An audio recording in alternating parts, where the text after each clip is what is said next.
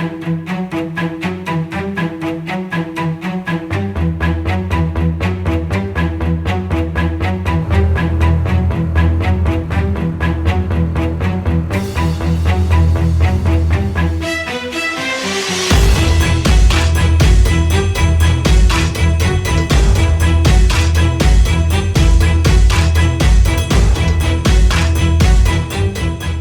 everyone and welcome back to another video. And now what you see before you is a Sinclair ZX Spectrum 48K. Now this was made in 1984. It is a revision 6 and I was given this machine by a lady at work. Now she used it when she was a kiddie and used it up to, I guess, 1986-87. And then it was packed away to the loft, and it's been in the loft ever since. Now I got it a couple of weeks ago, I turned it on, and it worked amazingly. I'll just show you the outer case. You can see it's pretty worn, but it's in reasonable condition. All the keys work, and amazingly it did power on. So she got it out of the loft. She said, "Would you be interested in a computer?" I said, "Yeah." She says, "Well, take them home, see if they work, and then make me an offer." So I gave her an offer of a few pounds, and away we went. So I had this, and I have a ZX80 with a box of cassettes, and the Spectrum came with cassettes and the manuals as well. So, like I say, it powered on. I cleaned it. It powered on. It hadn't been opened. It had been sent for repair in 1986. Although I don't know what that repair was. I might ask her actually. And that's it. It didn't come with a joystick or a joystick interface, so I can only imagine it didn't have one, as it seemed to come with everything else: the aerial lead, cassette leads, and the power pack. But that was it. So, like I say, it did work. It did power on. It came up with the Sinclair Research logo. The keys did work, and it functioned sporadically for probably 40 minutes, 45 minutes. It powered on and then it would run for 10 to 15 minutes. So the screen would go blank, get some flashy lines down the screen. Turn it off and back on again, and it worked fine for another 10 or 15 minutes. And it'd do the same again. But increasingly that time became quicker as the I guess the chips warmed up or whatever went wrong with it, or whatever else went wrong with it, but it failed rather rapidly.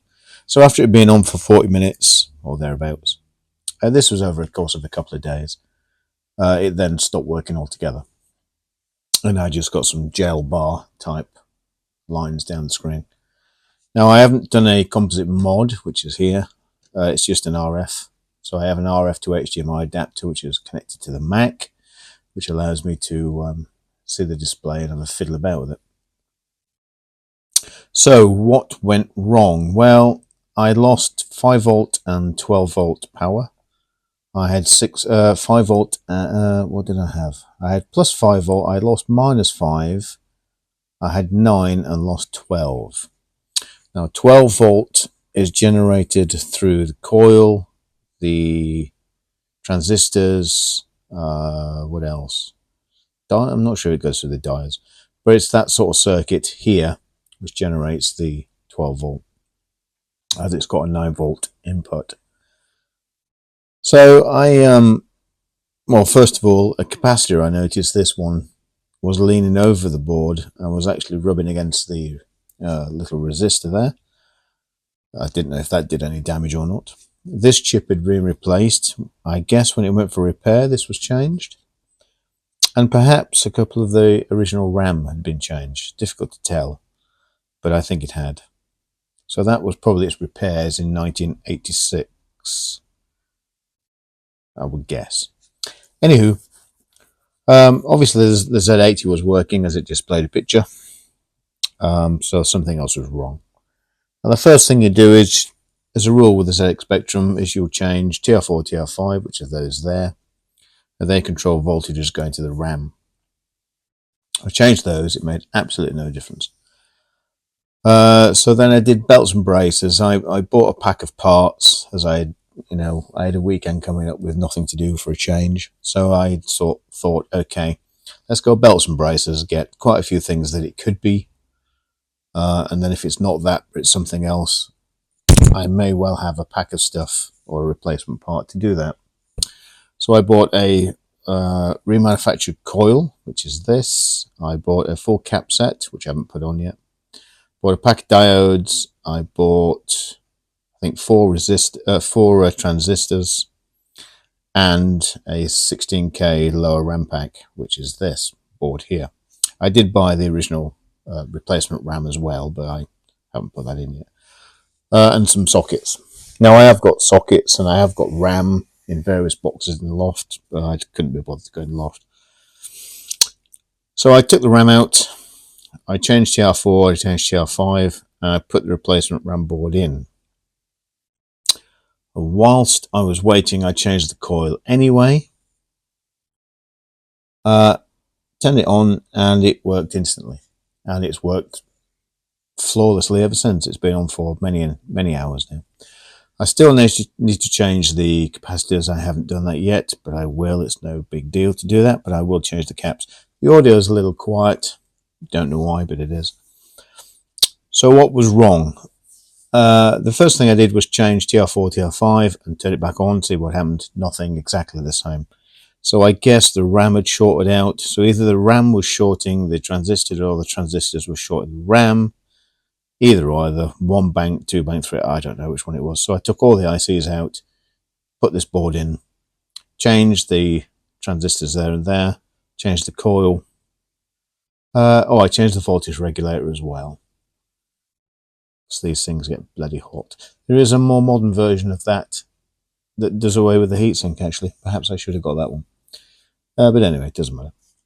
So that's it. So I changed all these parts and the board sat there for a day or two as I didn't turn it on, so I was doing other things. Came in, turned it on, and it worked perfectly.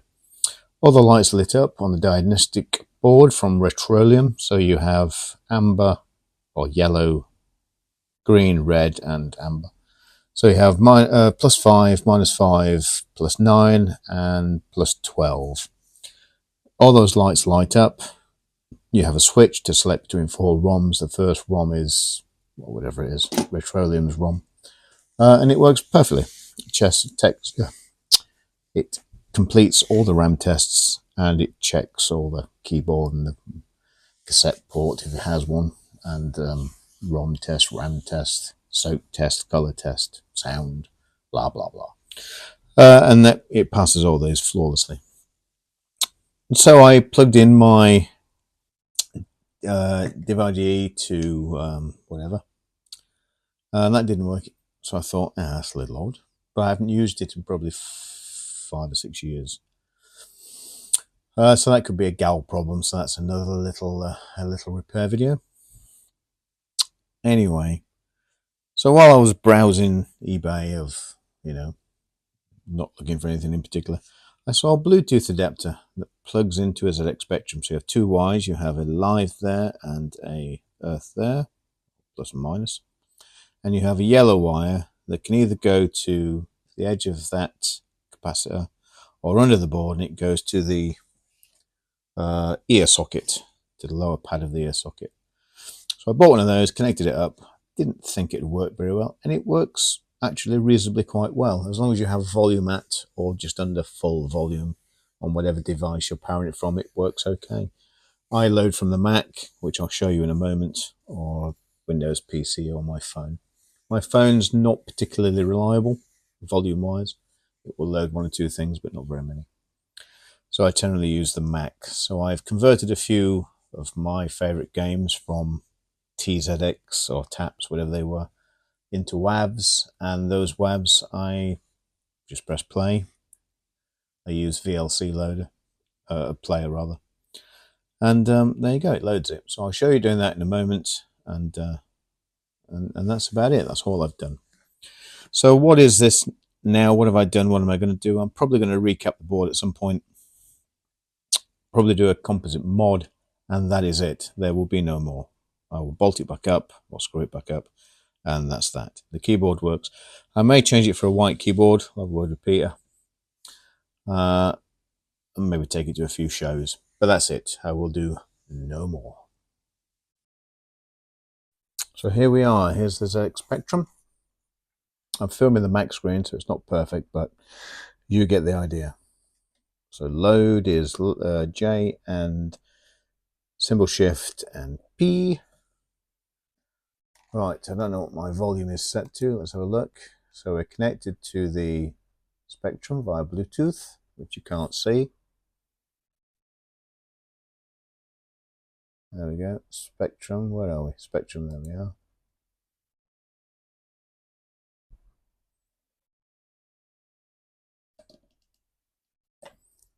Not great, but you get the idea. Volume is quite high. Maybe too high. So let's find something to play.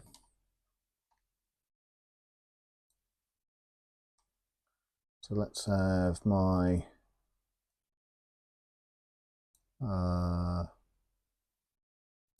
drive, which has got stuff on it.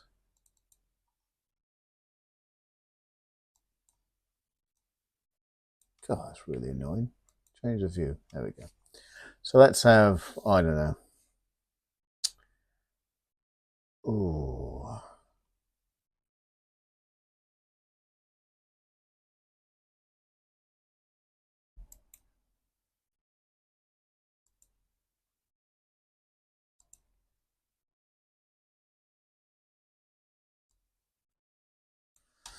So we are. This is The Great Escape by Ocean Software.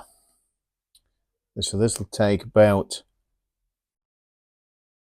4 minutes, I guess, to load, which is the same as the original cassette. Let's see if I can get all the picture in rather than part of the picture.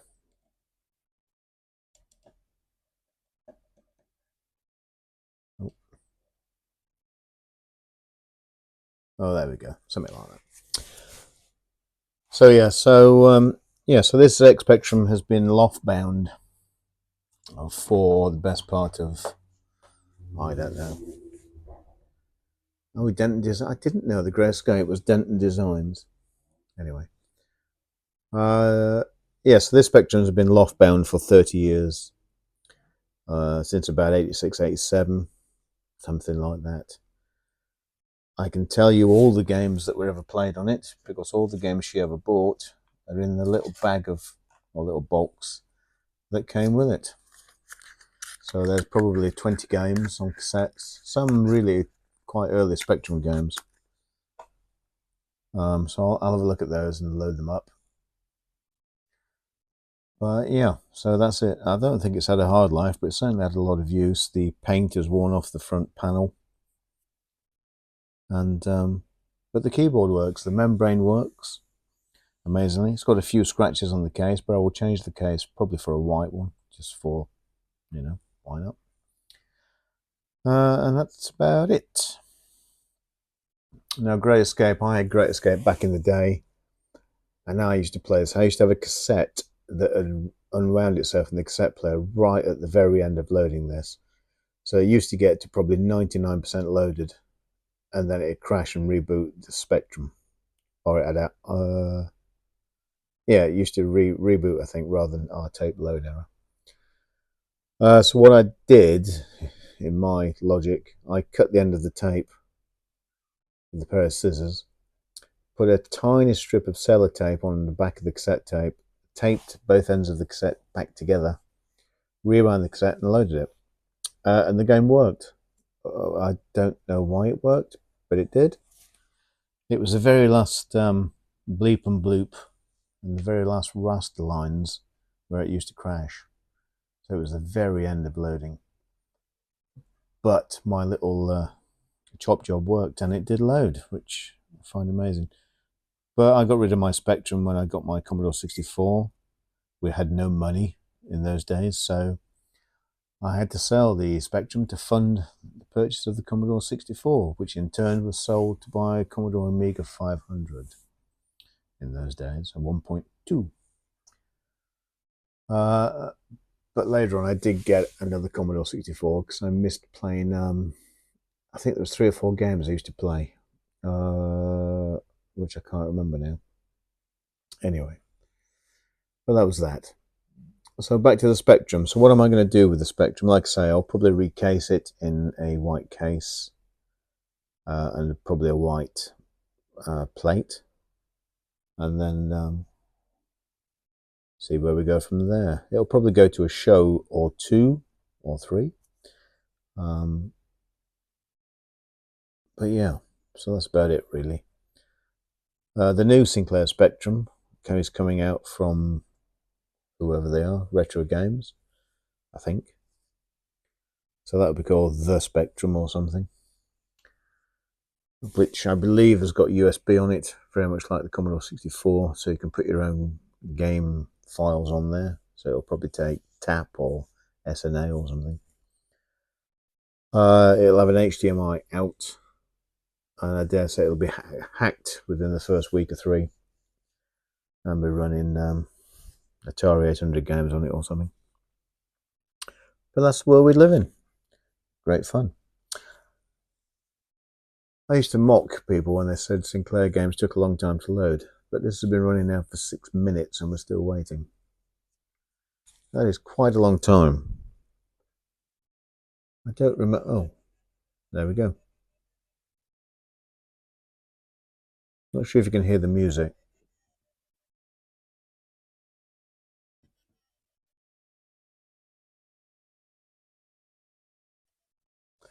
Hey ho, hey ho, there we are. That is the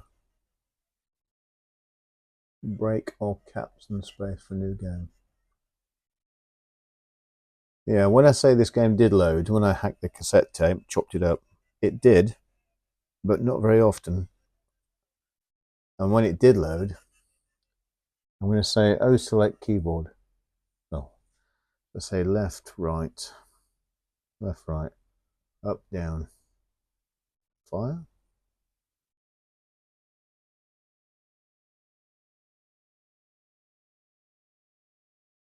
Time to wake up. You're in solitary. Why am I in solitary? I press fire then as I walk past somebody. I probably punched a guard or something.